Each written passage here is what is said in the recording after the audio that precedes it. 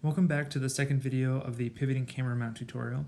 As you can see here, we have a bunch of pieces that have lots of little tiny teeth on them. And so the first thing that we're going to do is we're going to generate a part that we're going to use as a tool to basically keep those teeth meshing correctly throughout the entire design and minimize the number of parts that we have to use in order to create those teeth. Before we get started, the thing I want to make sure of is that all of our snaps are on and our auto constraints are on. And then the other thing that I wanted to double check is that we are in fact on our top plane to sketch. The first thing I'm going to do is draw in some construction lines for our tool body. So I'm going to need a circle that is 7 millimeters in diameter for the hole that's going to fit the bolt. And so that means we're going to need a radius of 3.5 millimeters. And then we're also going to need a circle to define the outer diameter of the tool body itself. And that's going to be a 20 millimeter diameter. So I'm going to just center this on the origin, and then I'm going to make this a 10 millimeter radius. And at this point, we're done with this sketch. What I can do is just hide that sketch for the time being, and I'm going to go to my right side view. So if I click right, I'm going to start working on the first tooth. And what I'm doing here is I'm actually showing you a little test that I did to figure out exactly how I wanted to do these teeth. And one of the things that's important to me is to make it symmetrical. And the first time I had done this, I had just started kind of playing around trying to make this tooth and said, okay, I'm gonna make a little roof shape like this, and I'm going to extend that roof shape out. And it doesn't need to be exact because we're gonna cut it off later. But basically, what I can do is with this tooth, I can rotate this around, and I can copy it and make a series of teeth that I need. So I am going to make sure that this is on the origin, and I'm going to select my shape. I'm going to click the copy button, and I'm going to rotate this around. And I'm going to make this kind of a coarsely aligned object here. So I'm going to just say 30, and I'm going to do another 30 to get to 60. And then I can select all of these shapes together and rotate them around and say 90. And then I can keep copying this around and say 180, 180. And I can copy this again and rotate it around and say 270. So now I have this start of my array, and I can say I'm done here. I'm now going to add all of these together. So right now they're all a bunch of separate pieces, and it would be really useful for me to have them be all connected. So I'm going to do union, and I'm going to select all of these shapes.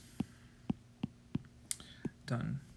So now I have one shape. I'm going to turn my sketch that I had started on again, and I'm going to just grab this donut shape. I'm going to drag it through, and what you see is that it subtracted that out, but I can click this little button and I can change it to intersect, and now I have the basis of my tool body that I can use to subtract from and add to other components in order to make these teeth that fit together.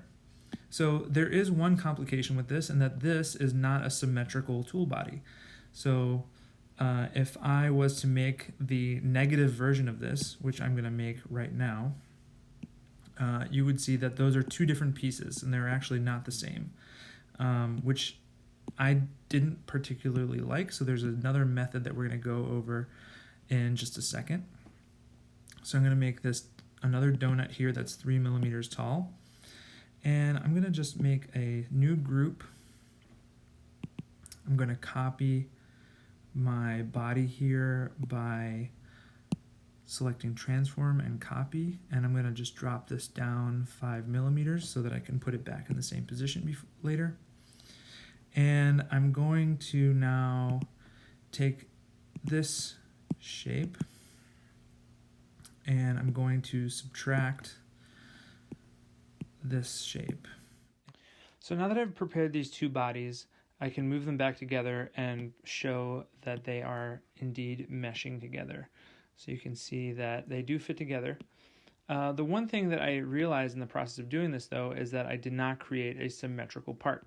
So one of the things that I had originally set out to do was to make sure that I only needed one tool. In this case, I would need both of these tools in order to be able to make meshing teeth. So there is one way to prove that these are not actually symmetrical. They look very similar right now. So if I move this out of the way and I was to look at these separately, they do look very similar.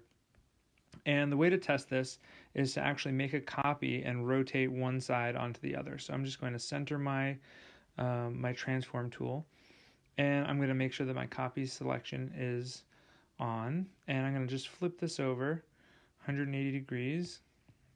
I'm going to turn my copy off. I'm going to rotate this selection so that the teeth mesh together, and this should be 15 degrees. And then I'm just going to move this section up. And what you're going to notice is that the inside of the teeth here on the circle are touching, whereas the outside of the tooth is not. And there's an actually easier way to do this, and we're going to use the cross-section tool to do that. So on the bottom left here, there's this cross-section tool, which allows us to slice the part and see what's going on. So if I zoom in, what you can see is that this part here is actually not symmetrical. So if I took the same piece and I flipped it over, they don't mesh correctly anymore. So what does that mean? It means that we need to generate the tooth in a slightly different way. And so one of the things that we had started off doing was just making this straight tooth that we extruded out from this plane here. And instead what we need to do is change strategies a little bit and make an angled tooth. So in the next video, what we're going to do is work on using construction planes to generate a tooth that is in fact symmetrical and is what we're going to use in the rest of our design. So this was sort of the initial test.